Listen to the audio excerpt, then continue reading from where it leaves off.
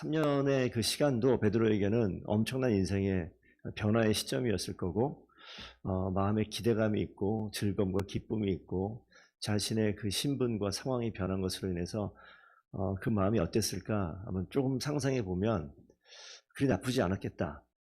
비록 쉽지 않은 시간들이었겠죠. 집 없이 계속 떠돌아다니는 그 상황이었으나 수많은 사람들의 위로와 격려와 기적을 바라보고 기쁨과 기대와 여러 가지 마음들이 있었을 것 같은데, 오늘 이 하루 사이에 벌어지는 이 장면은 갑작스럽게 찾아온 모든 걸 다 잃어버리죠. 상실감, 그리고 두려움, 그리고 이러다가 자신도 죽을 수도 있겠다라는 그러한 상황에 직면했을 때, 오늘 이 베드로의 심정이 어찌 보면 우리가 인생을 살면서 겪는 그런 심정들 가운데 있지 않겠나라는 생각을 해보는데, 한번 14장 그 앞에 29절 한번 말씀 잠깐 볼까요?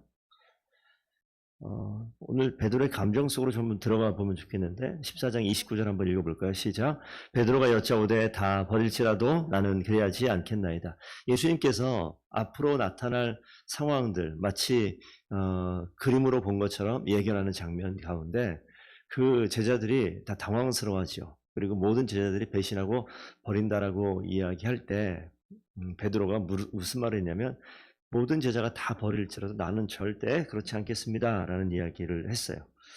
그런데 14장 50절 가면 제자들이 다 예수를 버리고 도망합니다. 실제 유다가 예수를 파는 그 장면 가운데 모든 제자들이 도망했다 그러는데, 오늘 읽은 본문 보면 다 도망간 건 맞아요. 베드로도 그 가운데 포함되는 것 같은데, 베드로가 도망가는 길을 발걸음을 돌린 것 같아요. 그리고 베드로가 어디 있냐면 예수님이 잡혀가신 그 무리를 뒤쫓아 숨어서 쫓아간 것 같은 그런 모양이 성경에 등장을 합니다. 그래서 66절 읽었던 본문 말씀 보면 대제사장의 집으로 끌려가고 거기서 신문당하는 장면을 유추할 수 있는 내용이 나옵니다. 그래서 그 아랫들에 가서 숨어서 이 예수님이 대체 어떻게 되는가, 제자 아닌 척하고 가 있는 그런 장면이죠. 그 장면 속에서 이제 예수님께서 고통당하는 그 장면을 멀찌감치 보다가 오늘 읽었던 본문 가운데 한 여종이 찾아와서 얘기하는 장면, 너가 나사렛 예수와 함께 있었도다, 내가 본 것처럼 이야기하죠. 그랬더니 너 말하는 게 뭔지 모르겠다, 말하는 태도도 보면 너가 무슨 말인지 잘 모르겠다라고 처음에 얘기하죠. 그 다시 한번 묻자 그냥 부인하고 그 자리를 떠나갑니다. 또 다시 묻자 저주하고 71절 맹세하고, 71절 보시면요, 베드로가 저주하며 맹세하되 나는 너희가 말하는 이 사람을 알지 못하니라. 맨 처음에 절대 나는 다 버릴지라도 나는 그리하지 않겠습니다라고 얘기했던 베드로가 너희가 말하는 거 난 이 사람 알지 못한다 라고 이야기했다가 달기 두 번째 울죠. 세 번 부인한 것을 보고 마가복음에는 그 기억되어 그 일을 생각하고 울었더라. 뭘 기억하냐면 예수님 말씀하신 것을 기억하는 거예요. 그리고 울었다라고 이야기합니다.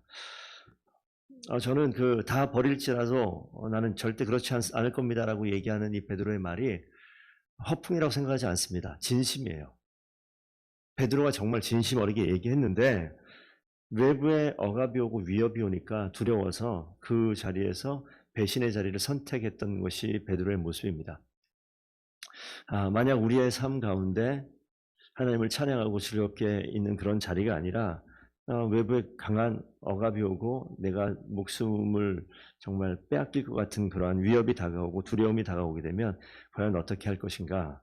이 베드로가 얘기한 것처럼 난 그 사람 알지 못합니다라고 순간에 그 상황을 넘기려고 베드로의 약간 이럴 수가 있나 싶은데, 만약에 나에게 이런 일이 벌어지면 어떻게 될까, 확답하기가 좀 쉽지 않은 그런 상황이지 않을까 생각을 해봅니다. 그런데 여기는 간단하게 기억되고 그 일을 생각하고 울었더라 그러지만 마태복음 가면 심히 통곡하고 회개한 그런 장면이 나타납니다. 제가 오늘 이 본문 말씀 속에서 우리가 좀 생각해 봐야 될 장면이 한 가지 있는데, 그것이 무엇이냐면 이 갑작스럽게 변하는 상황, 신앙생활을 잘하고 예수님 곁에 있는 상황 가운데 내가 결정한 게 아니잖아요. 내가 선택한 게 아닌데 갑작스럽게 내 삶의 자리에 상황이 급변하는 그런 상황, 그리고 그것이 나를 두려운 상황으로 몰고 가고 내 생명을 위협하는 상황이 되어지면 그때 과연 여러분은 어디에 머물러 있습니까? 이 베드로의 위치를 한번 좀 보시면요. 항상 예수님 가까이 있었던 사람이에요. 3년 기간 동안에 예수님과 초밀착해서 있었죠. 12 제자들 중에서도 가장 가까이에 있었던 게 베드로입니다. 그런데 이 예수님과의 거리감을 보세요. 예수님과 베드로가 가까이 있는 것을 베드로가 배척한 게 아니에요. 예수님께서 하나님이 계획하신 일을 하시기 위해서 이 죽음의 길로 가셨죠. 베드로가 예수님을 버린 것이 아니라 어찌 보면 예수님이 베드로를 멀리한 것처럼 보입니다. 그리고 그 상황 가운데 우리 인간으로서 그 예수님 곁에 있는 베드로가 느낀 것은 뭐냐면 강력한 위협이에요. 살인에 대한 날 죽일 수도 있겠다라는 그러한 협박이 다가오는 그런 자리입니다. 자기가 결정한 것이 아니라 외적인 요인으로 예수님과 거리가 멀어져 가는 그런 모습을 봅니다. 아주 밀착되어 있을 때는 다 벌어도 나는 절대 예수님 버리지 않습니다라고 얘기했던 베드로가 이 간격이 벌어지면서 그 입술로부터 나오는 말이 내용이 바뀌기 시작해요. 그 원인이 내가 결정한 것이 아니라 외부의 요인이란 말이에요. 예수님이 결정하셨고 그렇게 거리를 두게 되는 상황 속에서 어쨌든 거리가 멀어지니까 이 입술로 나오는 말의 내용이 바뀝니다. 그럼에도 불구하고 베드로는 뭐 했냐면 예수님 가까이 있고 싶었어요. 어떤 그 불이익이 당해지고 어떠한 결과가 나타날지 모르는 그러한 위협 속에서 그래도 가장 가까이 있었던 게 베드로입니다. 그리고 살펴보죠. 그런데 자기의 신분이 노출되니까 또 어떡합니까? 또 이게 멀어지는 거예요.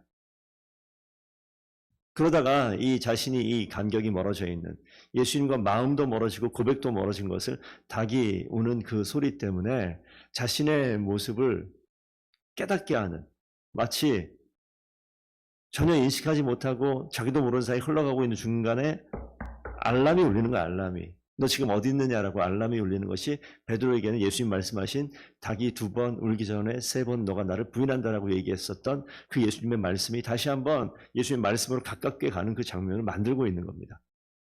그랬을 때 이 베드로가 나타나는 게 뭐냐면 통곡이에요. 통곡.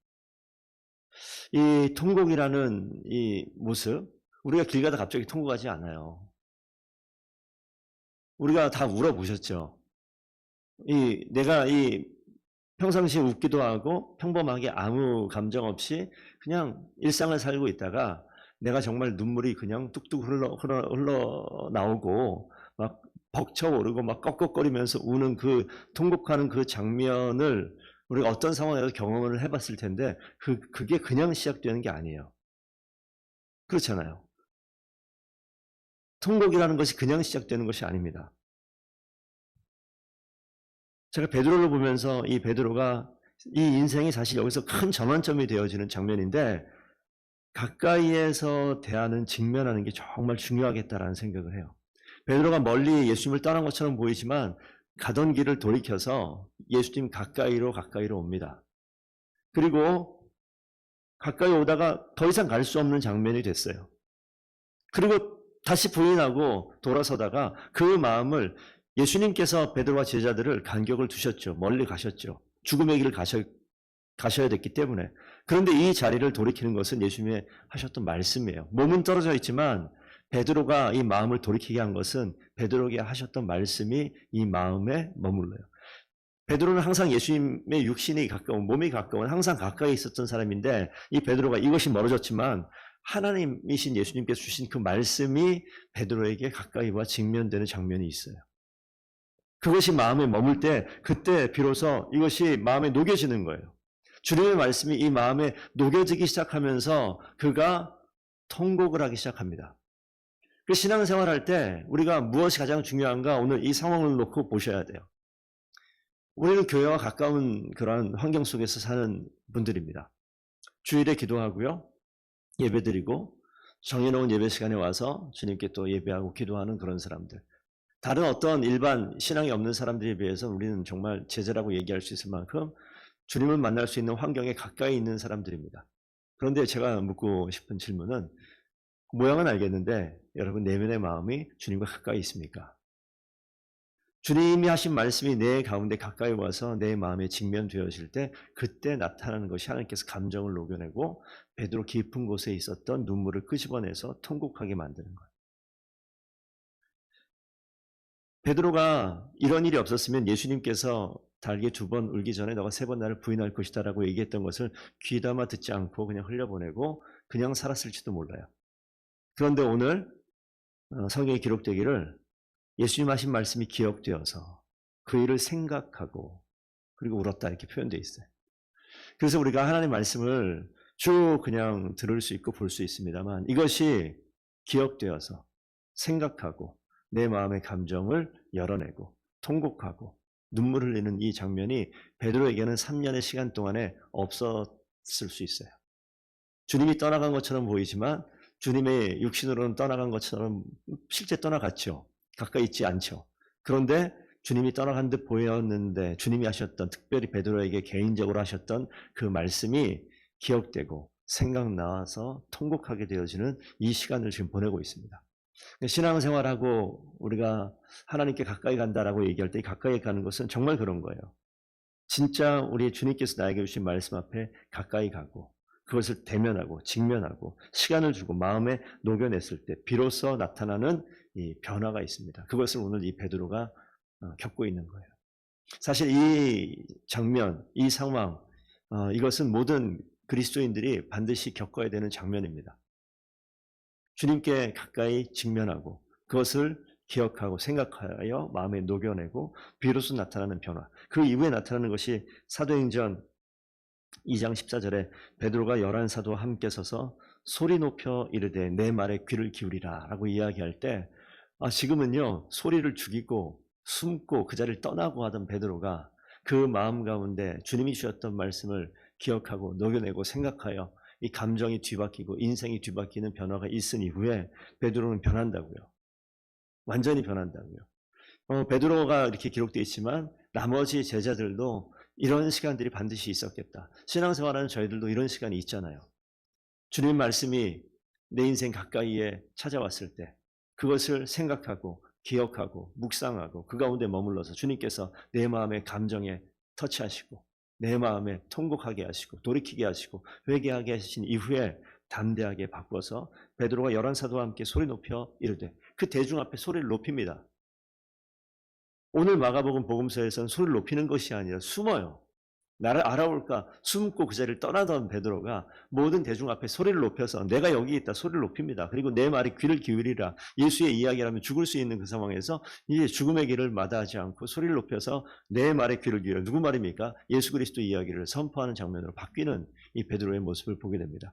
오늘 말씀을 통해서 이 장면을 한번 다시 떠올려서 봤으면 좋겠습니다. 우리 성도님들께서 주님께 가까이 대하고 주님께 직면하고 그 자리에 머물러 시간을 두고 마음의 주의 말씀을 녹여낼 때 주님께서 비로소 내 인생 가운데 통곡하게 하시는 베드로의 변화처럼 내 마음의 감정을 끌어올리셔서 주님을 만나는 그 상황과 감정 속에 그 시간 속에 우리를 다시 한번 세우셔서 하나님께서 기쁘게 사용하시는 그 자리에 우리가 담대하게 서게 하시는 은혜를 오늘도 부어주실 줄로 믿습니다.